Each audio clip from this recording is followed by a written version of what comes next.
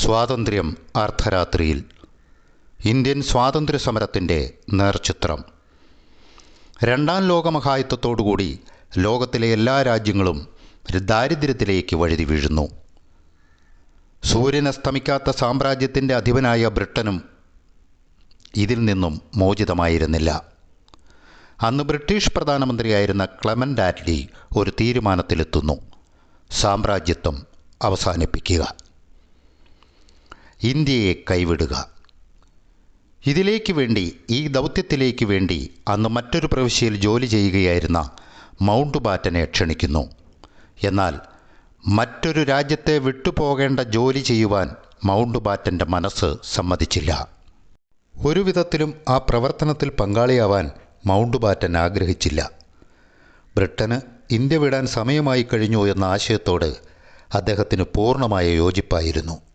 പക്ഷേ ബ്രിട്ടനും സാമ്രാജ്യത്തിൻ്റെ നെടുന്തൂണായ ഇന്ത്യയും തമ്മിലുള്ള പൗരാണിക ബന്ധശൃംഖലകൾ വെട്ടിമുറിക്കാനുള്ള ഭാരം തന്നിൽ അർപ്പിതമാവുക എന്ന ചിന്തയ്ക്കെതിരെ അദ്ദേഹത്തിൻ്റെ ഹൃദയം പ്രതിഷേധിച്ചു.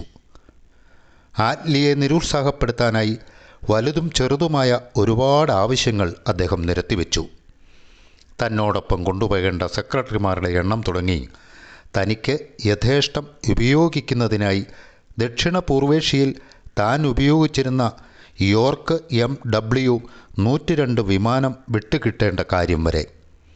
പക്ഷേ അദ്ദേഹത്തെ അമ്പരപ്പിക്കുമാറ് ആറ്റ്ലി അതെല്ലാം സമ്മതിക്കുകയാണുണ്ടായത്.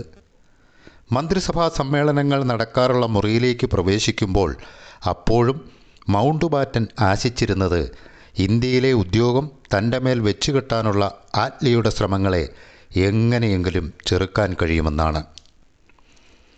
വിളറിയ നിറവും അശ്രദ്ധമായി വിട്ടുനിർത്തിയ മീശയും തേപ്പുപെട്ടി കാണാത്ത മൂലം വടിവ് കിട്ടാത്ത ട്വീഡ് സൂട്ടുമായി മൗണ്ട് ബാറ്റനെ കാത്തുനിന്ന വ്യക്തി ആ നാവികസേനാ മേധാവിയുടെ കാർ കടന്നുപോന്ന നിഷ്പ്രഭവും വിരസവുമായ നഗരത്തിൻ്റെ ഭാവത്തെ ഏറെക്കുറെ പ്രതിനിധാനം ചെയ്യുന്നതായി തോന്നി. തൊഴിലാളി പാർട്ടിയുടെ നേതാവായ പ്രധാനമന്ത്രി താൻ പൊളിച്ചുമാറ്റാൻ പ്രതിജ്ഞയെടുത്തിരുന്ന സാമ്രാജ്യത്തിലെ ഏറ്റവും നിർണായകമായ സ്ഥാനത്തേക്ക് രാജകുടുംബവുമായി ബന്ധപ്പെട്ട പോളോ വിനോദ ആസക്തനായ മൗണ്ട് ബാറ്റനെ തിരഞ്ഞെടുക്കുന്നുവെന്നത് ഒറ്റനോട്ടത്തിൽ വിരോധാഭാസമായി തോന്നി. പക്ഷേ മൗണ്ട് ബാറ്റനെ സംബന്ധിച്ചിടത്തോളം പൊതുരംഗത്തെ രൂപത്തേക്കാൾ ശക്തമായ പലതും അദ്ദേഹത്തിലുണ്ടായിരുന്നു. അദ്ദേഹത്തിൻ്റെ നാവിക യൂണിഫോറത്തിൽ കാണായ മുദ്രകൾ അതിന് തെളിവ് നൽകി. പൊതുജനം യാഥാസ്ഥിതികത്വത്തിൻ്റെ സ്തംഭങ്ങളിലൊന്നായാണ് അദ്ദേഹത്തെ കണ്ടത്. അധികാരസ്ഥാനങ്ങളാകട്ടെ മൗണ്ട് ബാറ്റനെയും പത്നിയെയും അപകടകാരികളായ പരിവർത്തനവാദികളായി കണക്കാക്കി. ഏഷ്യയിലെ ദേശീയ പ്രസ്ഥാനങ്ങളെപ്പറ്റി ഇംഗ്ലണ്ടിൽ വളരെ കുറച്ചു പേർക്ക് മാത്രം ലഭിച്ച അറിവുകൾ നേടാൻ തെക്ക് കിഴക്കൻ ഏഷ്യയിലെ സൈനിക മേധാവിത്വം അദ്ദേഹത്തെ സഹായിച്ചിരുന്നു. ഇന്തോ ചൈനയിൽ ഹോജിമിൻ്റെയും ഇന്തോനേഷ്യയിൽ സുക്കാർണോയുടെയും ബർമയിൽ ഓങ് സാൻ്റെയും അനുയായികളുമായും മലയിലെ ചൈനീസ് കമ്മ്യൂണിസ്റ്റുകളുമായും സിംഗപ്പൂരിലെ ആർക്കും വഴങ്ങാത്ത ട്രേഡ് യൂണിയൻ പ്രവർത്തകരുമായും അദ്ദേഹം ഇടപഴകിയിരുന്നു. തൻ്റെ സഹപ്രവർത്തകരും സഖ്യശക്തികളും നൽകിയ ഉപദേശങ്ങൾക്ക് വിരുദ്ധമായി അവരെ അടിച്ചമർത്താൻ ശ്രമിക്കുന്നതിനു പകരം അവരുമായി ധാരണകൾ ഉണ്ടാക്കാനാണ് അദ്ദേഹം ശ്രമിച്ചത്. ഏഷ്യയുടെ ഭാവിയെ പ്രതിനിധാനം ചെയ്യുന്നത് അവരാണെന്ന് അദ്ദേഹത്തിന് അറിയാമായിരുന്നു. ഇന്ത്യയിൽ പോവുകയാണെങ്കിൽ തനിക്ക് ഇടപെടേണ്ടിയിരുന്ന ദേശീയ പ്രസ്ഥാനം ഏഷ്യയിലുള്ളതിൽ വെച്ച് ഏറ്റവും പഴക്കം ചെന്നതും അസാധാരണവുമാണ്. നൂറ്റാണ്ട് കാലത്തെ ആവേശഭരിതമായ പ്രക്ഷോഭവും പ്രതിഷേധവും വഴി ചരിത്രത്തിലെ ഏറ്റവും വലിയ സാമ്രാജ്യത്തെ കൊണ്ട് ആറ്റ്ലിയുടെ പാർട്ടി ചെന്നെത്തിയ തീരുമാനമെടുപ്പിക്കാൻ അതിൻ്റെ നേതൃത്വത്തിന് കഴിഞ്ഞു. സമയം വൈകാതെ ബ്രിട്ടൻ ഇന്ത്യ വിടുന്നതാണ് നല്ലത്, അല്ലെങ്കിൽ ചരിത്രത്തിൻ്റെ സമ്മർദ്ദവും സായുധ കലാപവും വഴി അവർ പുറന്തള്ളപ്പെടും. ഇന്ത്യയിലെ സ്ഥിതിഗതികളെപ്പറ്റി പൊതുവായ ഒരവലോകനം നടത്തിക്കൊണ്ടാണ് പ്രധാനമന്ത്രി സംഭാഷണം തുടങ്ങിയത്. ഓരോ ദിവസം കഴിയുന്തോറും സ്ഥിതി മോശമായി വരികയാണ്. അടിയന്തര തീരുമാനത്തിന് സമയമായി കഴിഞ്ഞു. ഇന്ത്യക്ക് സ്വാതന്ത്ര്യം നൽകാൻ ബ്രിട്ടൻ അവസാനമായി തീരുമാനിച്ചു കഴിഞ്ഞ നിർണായക ഘട്ടത്തിൽ എങ്ങനെ അത് ചെയ്യും എന്നറിയാതെ വിഷമിക്കുന്നുവെന്നത് ചരിത്രത്തിൻ്റെ ഒരു വിരോധാഭാസമാണ്. ഇന്ത്യയിൽ ബ്രിട്ടൻ്റെ ഏറ്റവും മഹത്തായ നിമിഷം അതിഭയങ്കരമായ ഒരു പേടിസ്വപ്നമായി മാറാൻ വിധിക്കപ്പെട്ട പോലെ തോന്നുന്നു. അതീശവാഴ്ചയുടെ അളവുകോലുകൾ വെച്ച് നോക്കുമ്പോൾ താരതമ്യേന രക്തച്ചൊരിച്ചിൽ കൂടാതെയാണ് ബ്രിട്ടൻ ഇന്ത്യയെ കീഴടക്കിയതും വാണുപോകുന്നതും. പക്ഷേ ബ്രിട്ടീഷുകാർ വിട്ടുപോകുന്നതോടെ അക്രമത്തിൻ്റെ ഒരഗ്നിപർവ്വതം തന്നെ ഇന്ത്യയിൽ പൊട്ടിത്തെറിക്കുന്ന മട്ടുണ്ട്. കഴിഞ്ഞ 3.5 നൂറ്റാണ്ടിനകം ഇന്ത്യയിലുണ്ടായ കുഴപ്പങ്ങളെയെല്ലാം നിസ്സാരമാക്കി തള്ളുന്ന വലിയൊരു പൊട്ടിത്തെറിയായിരിക്കും അത്.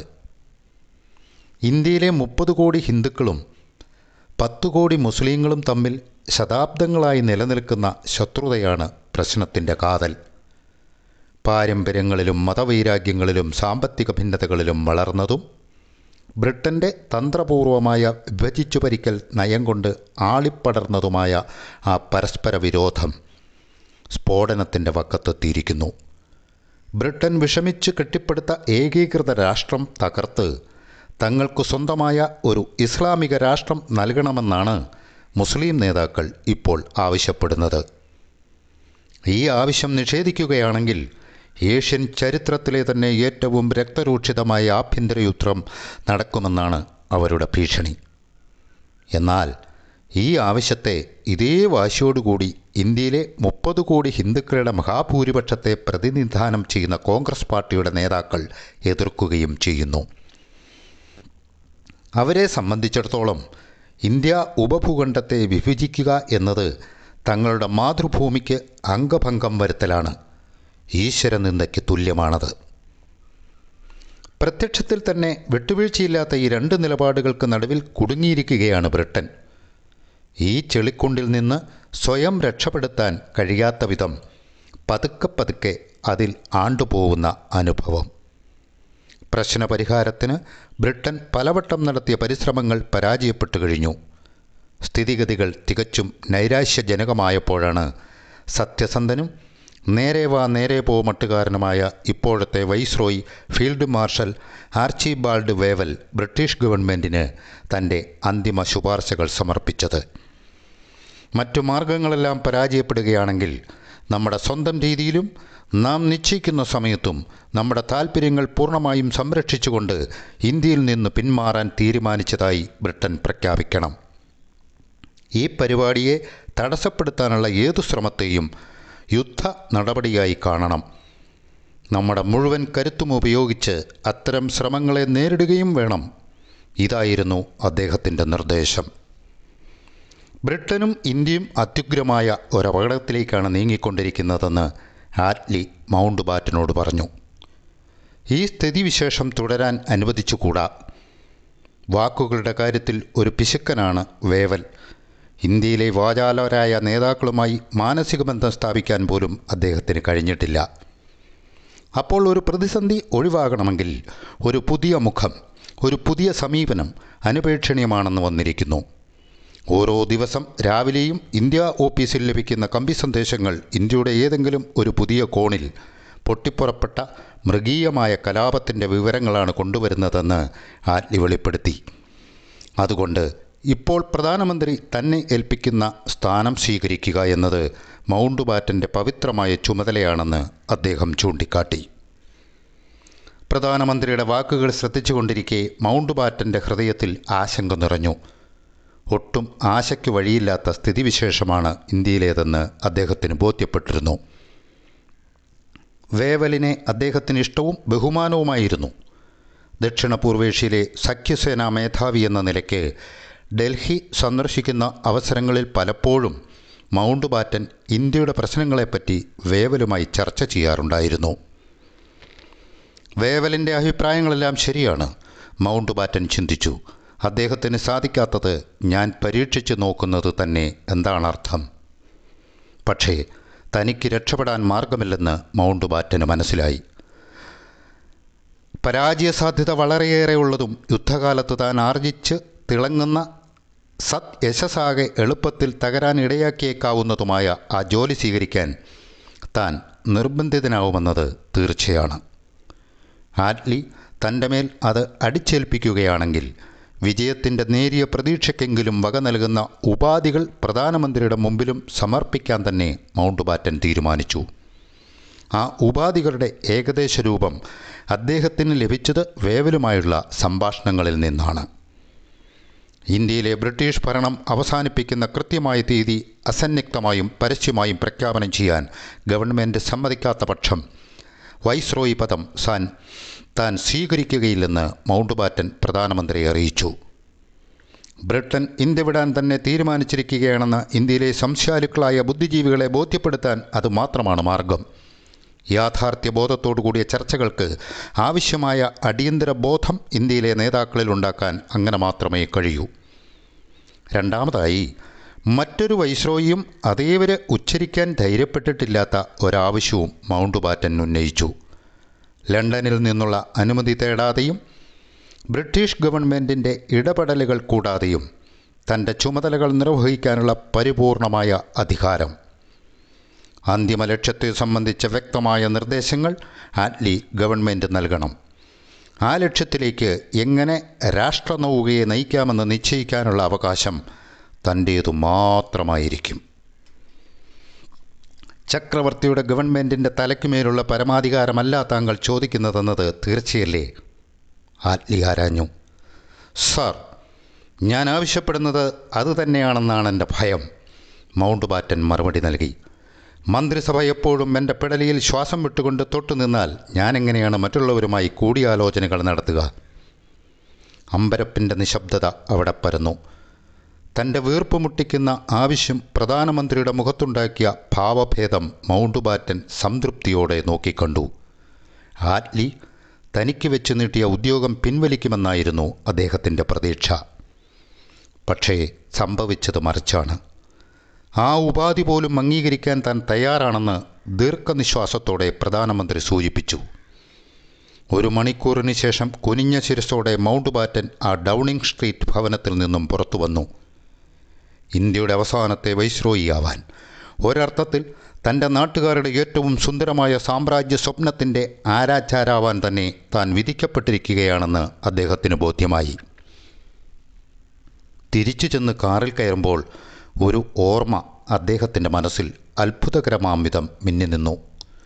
തൻ്റെ മുതുമുത്തശ്ശി ഡൽഹിയുടെ പരിസരത്തുള്ള ഒരു മൈതാനിയിൽ വെച്ച് ഇന്ത്യയുടെ ചക്രവർത്തിനിയായി വിളംബരം ചെയ്യപ്പെട്ടിട്ട് കൃത്യം 70 വർഷം തികയുകയാണ് അന്ന്. മണിക്കൂർ പോലും ഏറെക്കുറെ അതുതന്നെ. അന്ന് അവിടെ കൂടിയിരുന്ന ഇന്ത്യൻ നാട്ടുരാജാക്കന്മാർ വിക്ടോറിയ രാജ്ഞിയുടെ ശക്തിയും പരമാധികാരവും എന്നെന്നും നിലനിൽക്കണമെന്ന് ദൈവങ്ങളോട് പ്രാർത്ഥിച്ചു. ഈ നവവത്സര പ്രഭാതത്തിൽ ഇതാ ആ രാജ്ഞിയുടെ പ്രപുത്രരിൽ ഒരാൾ ആ എന്നെന്നും എന്നേക്കുമായി അവസാനിപ്പിക്കാനുള്ള തീയതി നിശ്ചയിക്കുന്ന പ്രക്രിയയ്ക്ക് തുടക്കം കുറിച്ചിരിക്കുന്നു. ചരിത്രത്തിലെ ഏറ്റവും വർണ്ണോജ്വലമായ നേട്ടങ്ങൾക്കും ചിലപ്പോൾ വളരെ വിനീതമായ തുടക്കമാണ് ഉണ്ടാവുക. സാമ്രാജ്യ ആധിപത്യത്തിലേക്കുള്ള ഗ്രേറ്റ് ബ്രിട്ടൻ്റെ സാഹസിക യാത്ര കേവലം 5 ഷില്ലിങ്ങിന് വേണ്ടിയാണ് ആരംഭിച്ചത്. മലഞ്ചരക്ക് വ്യാപാരം നിയന്ത്രിച്ചിരുന്ന ഡച്ചുകാരായ കച്ചവടക്കാർ ഒരു റാത്തൽ കുരുമുളകിൻ്റെ വിലയിൽ വരുത്തിയ വർധനയായിരുന്നു ആ 5 ഷില്ലിംഗ്.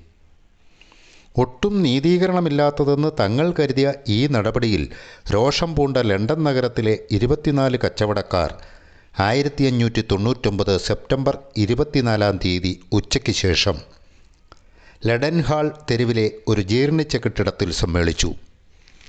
125 ഷെയർ ഉടമകളിൽ നിന്നും പിരിച്ചെടുത്ത 72,000 പവൻ മൂലധനമാക്കി വിനീതമായ ഒരു വാണിജ്യ സ്ഥാപനത്തിന് രൂപം കൊടുക്കുകയായിരുന്നു അവരുടെ ലക്ഷ്യം. ലാഭേച്ഛ മാത്രമായിരുന്നു അവരുടെ തികച്ചും ലളിതമായ പ്രചോദനം. ഈ കമ്പനിയാണ് വികസിച്ചും മാറിയും ഒടുവിൽ സാമ്രാജ്യ കാലഘട്ടത്തിൻ്റെ ഏറ്റവും ശ്രദ്ധേയമായ സൃഷ്ടിയായ ബ്രിട്ടീഷ് രാജായി പരിണമിച്ചത്. കമ്പനിയുടെ പ്രവർത്തനത്തിന് ഔദ്യോഗിക അനുമതി ലഭിച്ചത് 1599 ഡിസംബർ 31 തീയതിയാണ്. തുടക്കത്തിൽ 15 കൊല്ലക്കാലത്തേക്ക് കേപ്പ് ഓഫ് ഗുഡ് ഹോപ്പിനപ്പുറമുള്ള എല്ലാ രാജ്യങ്ങളുമായും വ്യാപാരം നടത്താനുള്ള കുത്തക അവകാശം കമ്പനിക്ക് നൽകുന്ന രാജകീയ ശാസനത്തിൽ അന്ന് 1-ാം എലിസബത്ത് രാജ്ഞി ഒപ്പുവെച്ചു. 8 മാസങ്ങൾക്ക് ശേഷം 500 ടൺ കേവ് ഭാരമുള്ള ഹെക്ടർ എന്ന കൊച്ചു പടക്കപ്പൽ ബോംബെയ്ക്ക് വടക്കുള്ള സൂററ്റ് തുറമുഖത്ത് നങ്കൂരമിട്ടു. 1600 ഓഗസ്റ്റ് 24 ബ്രിട്ടീഷുകാർ അങ്ങനെ ഇന്ത്യയിൽ എത്തി. വിനീതമായിരുന്നു ആ വരവും. ഹെക്ടറിൻ്റെ കപ്പിത്താനായ വില്യം ഹോക്കിൻസ് ഏകാഗിയായി കരക്കിറങ്ങി.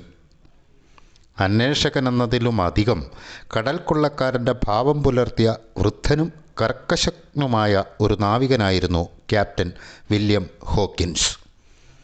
മാടപ്പിറാവിൻ്റെ മുട്ടയോളം വലിപ്പമുള്ള രത്നങ്ങളും നിരനിരയായി വിൽപ്പനയ്ക്ക് വെച്ച കുരുമുളകും ചുക്കും നീലവും ഇലവർങ്കപ്പട്ടയും ഒരു കുടുംബത്തിനാകെ കുട ചൂടാവുന്നത്ര വലിപ്പമുള്ള ഇലകളോടുകൂടിയ വൻമരങ്ങളും തനിക്ക് നിത്യയൗവനം നൽകാൻ കൽപ്പുള്ള ആനവൃഷ്ണം ചേർത്ത ഔഷധങ്ങളുമൊക്കെ കണ്ടെത്താമെന്ന പ്രതീക്ഷയോടെയാണ് അദ്ദേഹം ഉൾനാട്ടിലേക്ക് കടന്നു ചെന്നത്. ആ ഇന്ത്യയുടെ ലക്ഷണങ്ങളൊന്നും തന്നെ ആഗ്രയിലേക്കുള്ള യാത്രയിൽ ഹോക്കിൻസ് കണ്ടില്ല.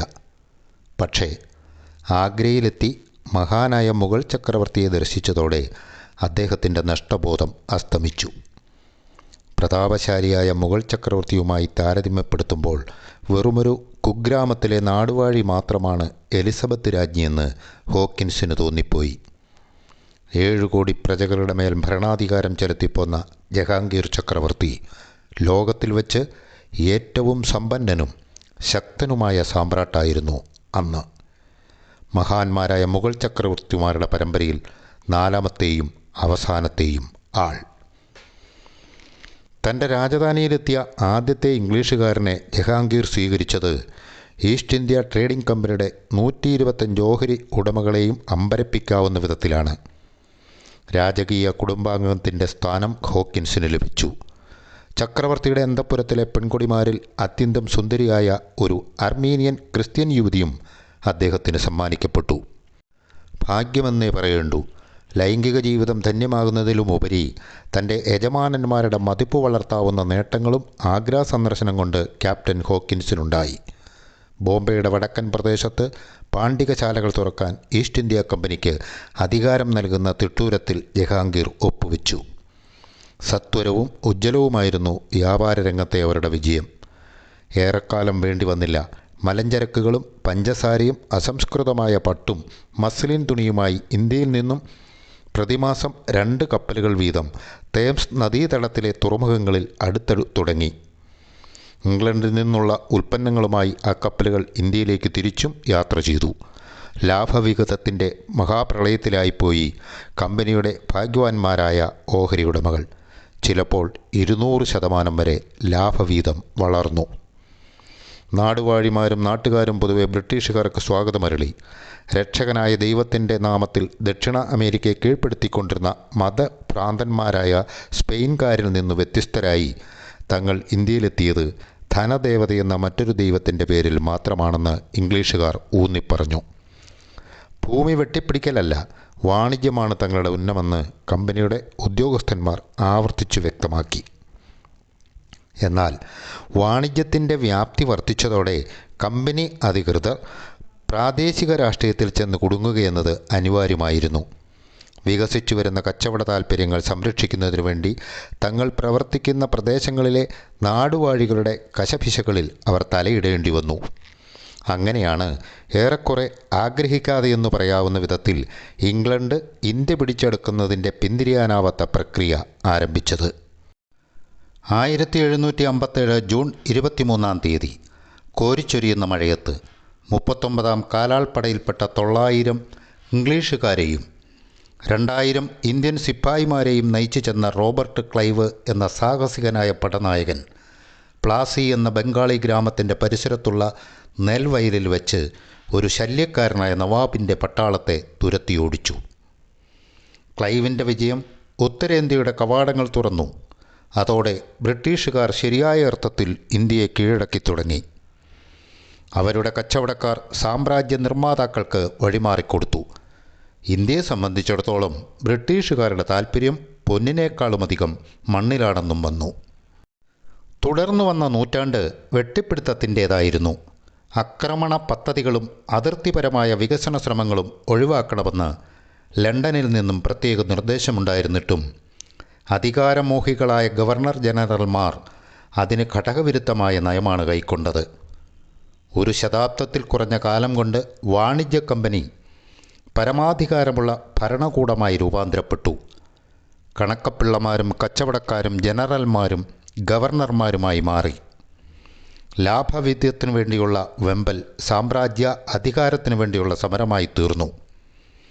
വന്നത് അതിനുവേണ്ടിയല്ലെങ്കിലും ബ്രിട്ടൻ മുഗൾ ചക്രവർത്തിമാരുടെ അനന്തര അവകാശിയായി. ഇങ്ങനെ മനസ്സുവെക്കാതെ നേടിയ വസ്തുവകകൾ ഒരു നാൾ കൈവിടണമെന്ന് തന്നെയായിരുന്നു തുടക്കം മുതൽക്കേ ബ്രിട്ടൻ്റെ ഉദ്ദേശം. ആരംഭ ദിശയിൽ തന്നെ 1818 ഹേസ്റ്റിങ്സ് പ്രഭു ഇങ്ങനെ രേഖപ്പെടുത്തിയിരുന്നു: ആഗ്രഹിക്കാത്ത രീതിയിൽ പതുക്കെ പതുക്കെ ഈ രാജ്യത്തിനുമേൽ നേടിയെടുത്ത ആധിപത്യം ആദർശഭദ്രമായ നയത്തിൻ്റെ അടിസ്ഥാനത്തിൽ ഇംഗ്ലണ്ട് വിട്ടൊഴിയുന്ന കാലം വിദൂരമല്ല. പക്ഷെ സാമ്രാജ്യങ്ങൾ വാരിക്കൂട്ടുന്നത്ര എളുപ്പത്തിൽ ആരും വലിച്ചെറിയാറില്ല. അതുകൊണ്ട് തന്നെ ഹേസ്റ്റിങ്സ് വിഭാവനം ചെയ്ത മുഹൂർത്തം അദ്ദേഹം മനസ്സിൽ കണ്ടതിലും എത്രയോ അകലെയായാണ് ഉദയം ചെയ്തത്. ബ്രിട്ടീഷ് ഭരണം ഇന്ത്യക്ക് ഗണ്യമായ നന്മകളും പ്രദാനം ചെയ്തു. നിയമം, ഭരണനിർവഹണം, വിദ്യാഭ്യാസം എന്നീ തുറകളിലെല്ലാം ബ്രിട്ടീഷ് സ്ഥാപനങ്ങളുടെ ഏകദേശ പതിപ്പുകൾ ഇന്ത്യയിലുണ്ടായി. സർവോപരി വൈവിധ്യമുള്ള ജനവിഭാഗങ്ങളെ ഒന്നിച്ചു ചേർക്കാനും അവരുടെ വിപ്ലവ ആവേശ ചൈതന്യത്തിന് ഒന്നിച്ചൊഴുകാനും കളമൊരുക്കിയ മഹത്തായൊരു സംഭാവന കൂടി ബ്രിട്ടൻ ഇന്ത്യക്ക് നൽകി: ഇംഗ്ലീഷ് ഭാഷ. ഈ ആവേശം ആദ്യമായി പ്രകടമായത് 1857 നിഷ്ഠൂരമായ ലഹളയിലാണ്.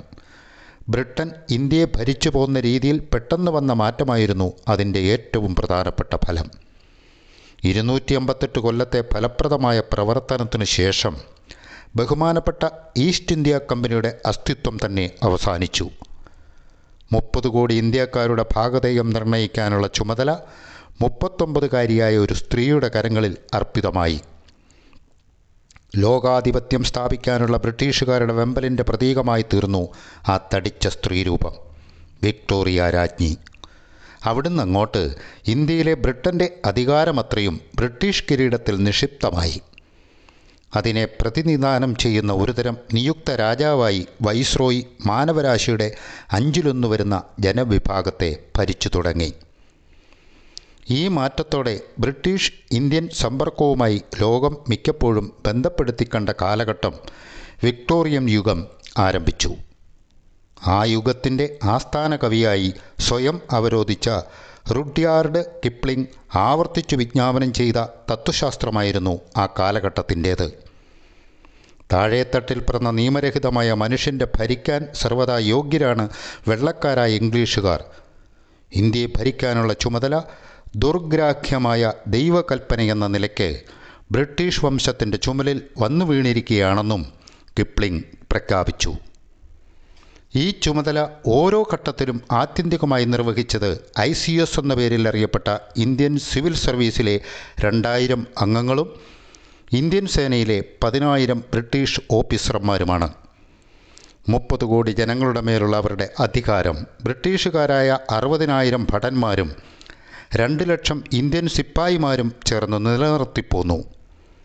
1857 ശേഷമുള്ള ഇന്ത്യയിലെ ബ്രിട്ടീഷ് ഭരണത്തിൻ്റെ സ്വഭാവത്തിൻ്റെയും അതിനെ അംഗീകരിക്കാൻ ഇന്ത്യയിലെ ജനകോടികൾ ദീർഘകാലം പ്രകടമാക്കിയ സന്നദ്ധതയുടെയും തോതളക്കാൻ ഇതിലും പറ്റിയ സ്ഥിതിവിവരക്കണക്കുകളില്ല.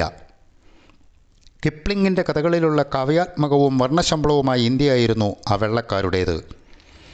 തലപ്പാവ് വെച്ച സിപ്പായിമാരുടെ മുമ്പിലായി തൂവൽ തിരികെ തൊപ്പി ധരിച്ച് സവാരി ചെയ്യുന്ന മാന്യന്മാരായ ഓഫീസർമാർ, ഡെക്കാനിലെ പൊള്ളുന്ന ശൂന്യതയിൽ കഴിയേണ്ടി വരുന്ന ഡിസ്ട്രിക്ട് മജിസ്ട്രേറ്റുമാർ, ഹിമാലയത്തിലുള്ള വേനൽക്കാല തലസ്ഥാനമായ സിംലയിൽ പണം വാരിക്കോരി ചെലവാക്കി നടത്തുന്ന പകിട്ടേറിയ നിശാനർത്തനങ്ങൾ, കൽക്കട്ടയിൽ ബംഗാൾ ക്ലബിൻ്റെ ചെത്തിമിനുക്കിയ പുൽപ്പരപ്പിലെ ക്രിക്കറ്റ് മത്സരം, വെയിലുള്ള രാജസ്ഥാൻ വെളിമ്പറമ്പുകളിലെ പോളോ കളികൾ, ആസാമിലെ പുലിവേട്ട, വനമധ്യത്തിലെ കൂടാരത്തിൽ ചുറ്റുമുള്ള കൂരിരുട്ടിനെ ഭേദിച്ചുകൊണ്ട് കുറുനരികൾ ഓരിയിടവേ കറുത്ത ടൈയും ധരിച്ച് അത്താഴത്തിനിരുന്ന് തികഞ്ഞ ഗൗരവത്തോടെ രാജാതിരാജൻ്റെ പേര് പറഞ്ഞ് പാനോപചാരം നടത്തുന്ന ചെറുപ്പക്കാർ, ആലിപ്പഴം ചെയ്യുന്ന മഴയിലോ അസഹനീയമായ ചൂടിലോ കടും ചുവപ്പുടയാട ധരിച്ച് അതിർത്തി മേഖലയിലെ ലഹളക്കാരായ പത്താൻ ഗോത്രക്കാരുടെ പിറകെ ചെല്ലുന്ന സേനാനായകന്മാർ.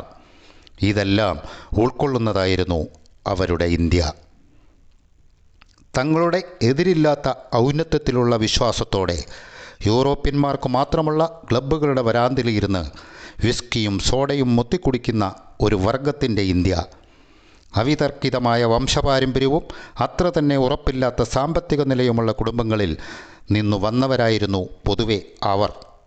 നല്ല ആംഗ്ലിക്കൻ പാതിരിമാരുടെ മക്കൾ, തറവാട്ടുമഹിമയുള്ള ഭൂ ഉടമകളുടെ പുത്രന്മാർ, സ്കൂൾ മാസ്റ്റർമാരുടെയും പ്രൊഫസർമാരുടെയും സന്താനങ്ങൾ. അങ്ങനെ സർവോപരി ഇന്ത്യയിലെ മുൻ തലമുറയിൽപ്പെട്ട ബ്രിട്ടീഷുകാരുടെ അനന്തര അവകാശികളായിരുന്നു അവർ. ഈറ്റണിലെയും ഹരോയിയിലെയും ചാർട്ടർ ഹൗസിലെയും ബെയ്ലി ബറിയിലെയും കളിസ്ഥലങ്ങളിലും ക്ലാസ് മുറികളിൽ നിന്ന് സാമ്രാജ്യം ഭരിക്കാനുള്ള അനുപേക്ഷണീയ പാഠങ്ങൾ, വിനോദങ്ങളിലുള്ള പാടവം, പൗരുഷപൂർണമായ വിഷയങ്ങളിൽ അഭിനിവേശം, ഹെഡ് മാസ്റ്ററുടെ ചൂരൽ പ്രയോഗത്തെ നേരിടാനെന്ന പോലെ തന്നെ ഹൊറാൻസിൻ്റെ മംഗളഗാനങ്ങളും ഹോമറുടെ കവിതകളും ഭംഗിയായി ചൊല്ലാനുള്ള കഴിവ് തുടങ്ങിയവ പഠിച്ചെത്തിയവരായിരുന്നു അവർ. ജെയിംസ് എസ് മിൽ പറഞ്ഞതുപോലെ ബ്രിട്ടനിലെ ഉയർന്ന വർഗത്തിന് പുതുമയാർന്ന ജീവിതത്തിനുള്ള വിസ്തൃത വേദിയായിരുന്നു ഇന്ത്യ. വെല്ലുവിളികളെയും സാഹസികതയെയും അത് പ്രതിദാനം ചെയ്തു. അതിൻ്റെ അനന്തവിസ്തൃതി തങ്ങളുടെ ദ്വീപിലെ പരിമിതമായ ഭൂഭാഗം നിഷേധിച്ച അഭിലാഷ സാക്ഷാത്കാരത്തിന് ഇംഗ്ലീഷ് യുവാക്കൾക്ക് കളമൊരുക്കി കൊടുത്തു. 19ാമത്തെയും 20ാമത്തെയും വയസ്സിൽ അനാഗത ശ്മശ്രുക്കളായ ആ ചെറുപ്പക്കാർ ബോംബെ തുറമുഖത്തെത്തി. 35-40 കൊല്ലങ്ങൾക്ക് ശേഷം വെടിയുണ്ടയുടെയോ രോഗത്തിൻ്റെയോ പുലിനകത്തിൻ്റെയോ പോളോ മൈതാനത്തെ വീഴ്ചയിൽ പറ്റിയ പരിക്കിൻ്റെയോ പാടുവീണ ശരീരവും വെയിലും അമിതമായ വിസ്കിയും കൊണ്ട് ചീർത്ത മുഖവുമായി അവർ തിരിച്ചുപോയി. അപ്പോഴും ഒരു ഐതിഹാസിക കഥയിൽ തങ്ങളുടെ ഭാഗവും അഭിനയിച്ചതിൻ്റെ അഭിമാനം അവർ പേറിയിരുന്നു. ബോംബെയിലെ വിക്ടോറിയ സ്റ്റേഷൻ്റെ നാടകീയമായ ബഹളത്തിലാണ് സാധാരണയായി ഓരോ ചെറുപ്പക്കാരൻ്റെയും സാഹസിക ജീവിതം തുടങ്ങുക. അവിടെ അതിൻ്റെ ചെമന്ന ഇഷ്ടികയിൽ പണിത നിയോ ഗോഥിക് കമാനങ്ങൾക്ക് കീഴെ നിന്നുകൊണ്ട് ജീവിതകാലം കഴിച്ചുകൂട്ടുവാൻ താൻ തിരഞ്ഞെടുത്ത നാടിൻ്റെ മുഖം അവൻ കാണുന്നു. മിക്കപ്പോഴും അത് അവനിൽ ഞെട്ടലുണ്ടാക്കും. അടുക്കും ചിട്ടയും പാലിക്കാനുള്ള യാതൊരു നിഷ്കർഷയുമില്ലാതെ സ്റ്റേഷൻ ഹാളുകളിൽ വലിച്ചുകൂട്ടിയിട്ടിരിക്കുന്ന പെട്ടികൾക്കും കെട്ടുകൾക്കും ചാക്കുകൾക്കുമിടയിലൂടെ ഉന്തിയും തള്ളിയും ഒച്ചവെച്ചും തിരക്കിട്ടു നീങ്ങുന്ന മനുഷ്യരുടെ നീർച്ചുഴി. ചൂടും മസാലയുടെയും വെയിലേറ്റ് ആവിയാകുന്ന മൂത്രത്തിൻ്റെയും രൂക്ഷഗന്ധവും അവനെ വീർപ്പുമുട്ടിച്ചു. തൂങ്ങിക്കിടക്കുന്ന ധോത്തികളും അയഞ്ഞ കുപ്പായങ്ങളും ധരിച്ച പുരുഷന്മാർ, സാരിയും കിലങ്ങുന്ന സ്വർണ്ണവളകളും പാദസരങ്ങളും അണിഞ്ഞ സ്ത്രീകൾ, ചുവപ്പ് തലപ്പാവ് ധരിച്ച സിഖ് സൈനികർ, ഓറഞ്ചും മഞ്ഞയും നിറമുള്ള ഒറ്റമുണ്ടുടുത്ത സന്യാസിമാർ, തങ്ങളുടെ അംഗവൈകല്യം പ്രദർശിപ്പിച്ചുകൊണ്ട് ഭിക്ഷ തേടുന്ന കുട്ടികളും പിച്ചക്കാരും എല്ലാമാണ് അവരെ അഭിമുഖീകരിക്കുക. ഫ്രോണ്ടിയർ മെയിലിൻ്റെയോ ഹൈദരാബാദ് എക്സ്പ്രസിൻ്റെയോ കടുംപച്ച ചായമിട്ട കമ്പാർട്ട്മെൻറ്റിൽ കയറിപ്പറ്റുമ്പോൾ ചെറുപ്പക്കാരനായ ഒരു ലെഫ്റ്റനൻറ്റിൻ്റെയോ പുതിയതായി നിയമിതനായ ICS ഓഫീസർക്കോ അനുഭവപ്പെടുന്ന ആശ്വാസം അപാരമായിരുന്നു.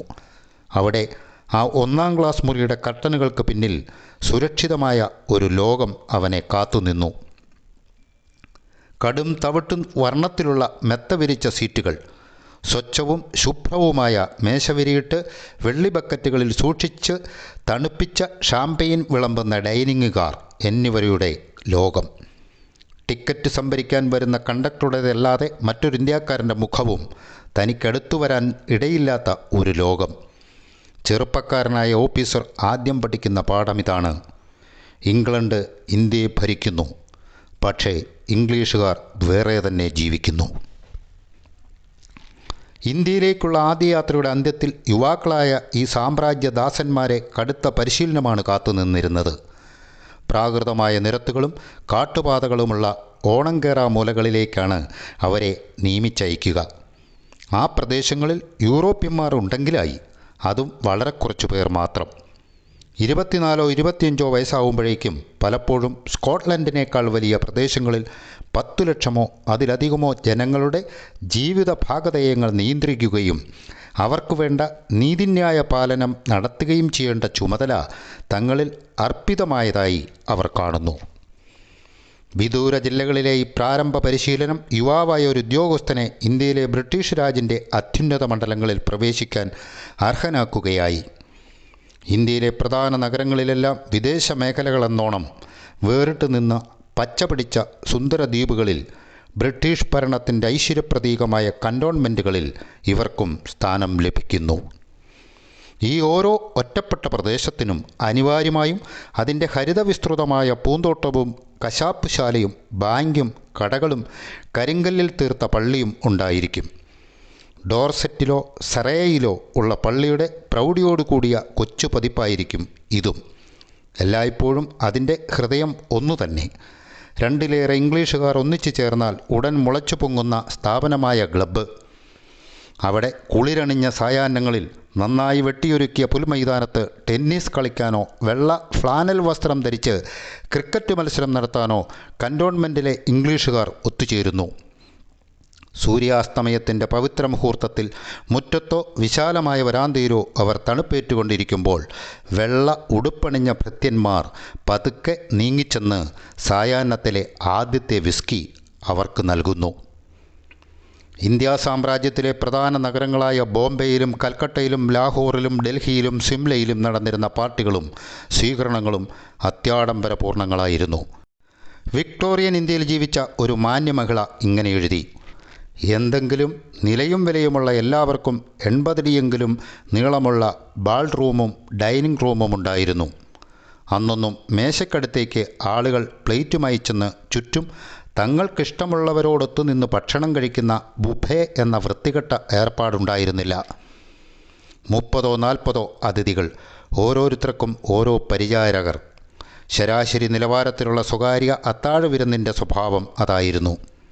ഇതിനൊന്നും പീടിക ഉടമകളെയും കച്ചവടക്കാരെയും ക്ഷണിക്കാറ് പതിവില്ല. ഇന്ത്യക്കാരെ അത്തരം സന്ദർഭങ്ങളിൽ കണ്ടെത്താനേ ഇടയില്ലെന്ന് പറയേണ്ടതില്ലല്ലോ. കീഴ്വഴക്കങ്ങളോളം പ്രാധാന്യം മറ്റൊന്നിനുമില്ല. അതിനെ അവഗണിക്കുന്നത് കൊടും പാപമായി കണക്കാക്കപ്പെട്ടു. ഏതെങ്കിലും ഒരു ഡിന്നറിന് ഒരു ICS ജോയിൻറ്റ് സെക്രട്ടറിയുടെ പത്നിക്ക് സീറ്റൊരുക്കിയത് അവളുടെ ഭർത്താവിൻ്റെ പദവിയേക്കാൾ കുറഞ്ഞ ഒരു പട്ടാള ഉദ്യോഗസ്ഥൻ്റെ അപ്പുറത്തായി പോയാൽ എന്തൊരു മരവിപ്പിക്കുന്ന അന്തരീക്ഷമാണ് സംജാതമാവുകയെന്നോ. മേസാംബുമാർ എന്ന് വിളിക്കപ്പെട്ട ഈ ബ്രിട്ടീഷ് ഭാര്യമാരാണ് വിക്ടോറിയൻ ഇന്ത്യയുടെ ഭാവത്തിന് ഏറെക്കുറെ രൂപം നൽകിയത്.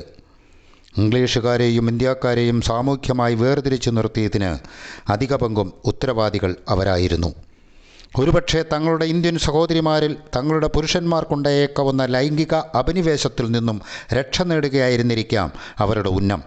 കാരണം ഒന്നാം തലമുറയിൽപ്പെട്ട ഇംഗ്ലീഷുകാർ വളരെ ആവേശപൂർവ്വം ആ അഭിനിവേശത്തിന് സ്വയം വഴങ്ങിയിരുന്നു. രണ്ട് ലോകങ്ങളുടെയും നടുവിൽ തൂങ്ങുന്ന ഒരു പുതിയ ആംഗ്ലോ ഇന്ത്യൻ സമൂഹത്തെ ഇവിടെ വീട്ടും വെച്ചാണ് അവർ പോയത്. ഇന്ത്യയിലെ ബ്രിട്ടീഷുകാർ സ്പോർട്സിൽ അതീവ താൽപ്പര്യമുള്ളവരായിരുന്നു. ക്രിക്കറ്റ്, ടെന്നീസ്, സ്ക്വാഷ്, ഹോക്കി തുടങ്ങിയവയോടുള്ള പ്രേമവും ഇംഗ്ലീഷ് ഭാഷയുമാണ് അവരുടെ ഏറ്റവും സ്ഥായിയായ പൈതൃകമെന്ന് പറയാം. കൽക്കട്ടയിൽ 1829 ഗോൾഫ് കളി ആരംഭിച്ചു. ന്യൂയോർക്കിൽ അതെത്തുന്നതിന് 30 കൊല്ലം മുമ്പാണത്. ഹിമാലയത്തിൽ ലോകത്തിലെ ഏറ്റവും ഉയരത്തിലുള്ള ഗോൾഫ് മൈതാനം 17,000 അടി ഉയരെയാണുള്ളത്.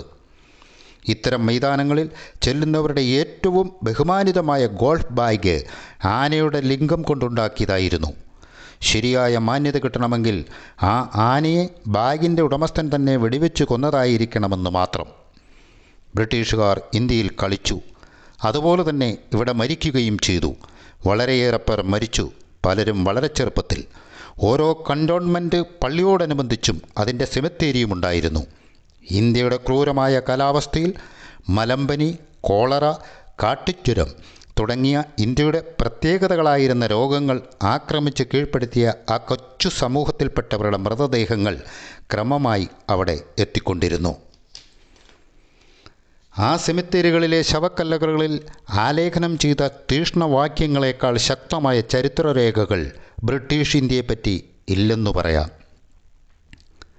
ഇന്ത്യയുടെ അപദാനങ്ങളോട് മരണത്തിലും അവർ വിശ്വസ്തത പുലർത്തി. റോയൽ ഹോഴ്സ് ആർട്ടിലറിയിലെ lieutenant Saint John Shaw 1866 May 12 ചിദ്വാരയിൽ വെച്ച് ഒരു പുള്ളിപ്പുലിയിൽ നിന്നേറ്റ പരിക്കുകൾ മൂലം മരണമടഞ്ഞു. മേജർ ആർച്ചിബാൾഡ് ഹീബർട്ട് റായ്പൂരിനടുത്ത് വെച്ച് 1902 ജൂൺ 15 ഒരു കാട്ടുപോത്തിൻ്റെ വെട്ടേറ്റ് മരിച്ചു. ഹാരിസ് മക്വഡിനെ 1902 ജൂൺ 6 രാത്രി സൗവിൽ വെച്ച് ഒരു ആന ചവിട്ടി അരച്ചു. ജബൽപൂരിലെ പൊതുമരാമത്ത് വകുപ്പിൽ അക്കൗണ്ടൻ്റായിരുന്ന തോമസ് ഹെൻറി ബട്ട്ലറെ 1897 തിന്മൻ കാട്ടിൽ വെച്ച് ഒരു പുലി ഭക്ഷിച്ചു. ഇന്ത്യയിലെ സേവനകാലത്ത് വിചിത്രമായ മറ്റു പല അപകടങ്ങളെയും അവർക്ക് നേരിടേണ്ടി വന്നു. ചർച്ച് ഓഫ് ഇംഗ്ലണ്ടിൻ്റെ വിദേശ മിഷണറി സർവീസിൽപ്പെട്ട സിസ്റ്റർ മേരി തൻ്റെ 33-ാം വയസ്സിൽ മൃതിയടഞ്ഞത് സിംഗിയിലെ മിഷൻ സ്കൂളിൽ പഠിപ്പിച്ചുകൊണ്ടിരിക്കെ ചീതൽ തിന്നു ദ്രവിച്ച മേൽപ്പുരയുടെ ഉത്തരം തലയിൽ വന്നു വീണിട്ടാണ്. ടോങ്കിലെ ട്യൂറങ് ഗേറ്റിലൂടെ ആനയെ കടത്തിക്കൊണ്ടുപോകുമ്പോൾ ആനപ്പുറത്തെ അമ്പാരിയിൽ നിന്നും വീണിട്ടു പറ്റിയ പരിക്കുകളുടെ ഫലമായാണ് 1871 നവവത്സര ദിനത്തിൽ റോയൽ എഞ്ചിനീയേഴ്സിലെ മേജർ ജനറൽ ഹെൻറി മേരിയൻ ഡൂറണ്ടിന് മരണത്തെ നേരിടേണ്ടി വന്നത്. എഞ്ചിനീയറിംഗ് വിദ്യാഭ്യാസത്തിൻ്റെ പശ്ചാത്തലമുണ്ടായിരുന്നിട്ടും ആ കമാനവും തൻ്റെ ആനയും തമ്മിൽ ഉയരത്തിലുള്ള വ്യത്യാസം ശരിയായി മനസ്സിലാക്കുന്നതിൽ ജനറലിന് അന്ന് കാലത്തു തെറ്റുപറ്റി. കമാനത്തിന് കീഴിൽ ആനയ്ക്ക് കിടക്കാനല്ലാതെ അദ്ദേഹത്തിനു കൂടി കിടക്കാൻ സ്ഥലമുണ്ടായിരുന്നില്ല. ആ ശ്മശാനത്തിലെ ഏറ്റവും ദുഃഖകരമായ കാഴ്ച നിരനിരയായി കാണപ്പെട്ട കൊച്ചു ശവക്കല്ലറകളാണ്. തങ്ങളുടെ ഇന്ത്യൻ സാഹസികതയ്ക്ക് ബ്രിട്ടീഷുകാർ മനുഷ്യരൂപത്തിൽ നൽകേണ്ടി വന്ന വിലയെന്തെന്ന് അവ വ്യക്തമാക്കി. ശിശുക്കളുടെ തങ്ങൾക്ക് പറ്റാത്ത കാലാവസ്ഥയിൽ ജന്മമെടുക്കേണ്ടി വരികയും സ്വന്തം നാടായ ഇംഗ്ലണ്ടിലായിരുന്നെങ്കിൽ ഒരിക്കലും അഭിമുഖീകരിക്കേണ്ടി വരുമായിരുന്നില്ലാത്ത രോഗങ്ങൾക്ക് വിധേയരാവുകയും ചെയ്ത പിഞ്ചോമനകളുടെ ശവകുടീരങ്ങൾ. ചിലപ്പോൾ ഒരു ഒറ്റപ്പെട്ട ശവകുടീരം, ചിലപ്പോൾ ഒരു വരിയിൽ 3-4 കോളറയും ജ്വരവും തുടച്ചു നീക്കിയ ഒരു മുഴുവൻ കുടുംബം. അതിലെ ചരമക്കുറിപ്പുകൾ അച്ഛനമ്മമാരുടെ ഹൃദയവ്യഥ മുഴുവൻ കല്ലിൽ കൊത്തിവെച്ചതായി തോന്നും. റോയൽ ഹോഴ്സ് ബ്രിഗേഡിലെ ബോംബർ വില്യം ടാർബറ്റിൻ്റെയും മാർഗരറ്റ് അഡലൈഡ് ടാർബറ്റിൻ്റെയും പ്രിയപ്പെട്ട ഏകസന്താനമായ പാവപ്പെട്ട കൊച്ചു വില്ലിയുടെ ഓർമ്മയ്ക്ക് ജനനം ഡൽഹി 1862 ഡിസംബർ 14, മരണം ഡൽഹി 1863 ജൂലൈ 17. അസിഗഡിൽ അടുത്തടുത്തായി നിലകൊള്ളുന്ന 2 ശിലകൾ ഇംഗ്ലണ്ടിൻ്റെ ഉജ്ജ്വലമായ സാമ്രാജ്യ സ്ഥാപനോദ്യമത്തിന് സാധാരണ ഇംഗ്ലീഷുകാരെ സംബന്ധിച്ചിടത്തോളം എന്തർത്ഥമാണുണ്ടായിരുന്നതെന്ന് ലോകത്തെ എന്നേക്കുമായി പഠിപ്പിക്കാൻ പോന്നതായിരുന്നു. ആദ്യത്തേതിൽ എഴുതിയിരുന്നു, 1845 ഏപ്രിൽ 19 അലക്സാണ്ടർ കണ്ടക്ടർ ജോൺസൻ്റെയും മാർത്ത സ്കോട്ടിൻ്റെയും 7 മാസം പ്രായമായ പുത്രൻ കോളറ മൂലം മരിച്ചു. തൊട്ടടുത്തുള്ള രണ്ടാമത്തെ ശിലയിൽ ഇങ്ങനെയും, 1845 ഏപ്രിൽ 30 വില്യം ജോൺ കണ്ടക്ടർ ജോൺസൻ്റെയും മാർത്ത സ്കോട്ടിൻ്റെയും 4 വയസ്സുള്ള പുത്രൻ കോളറ മൂലം മരിച്ചു.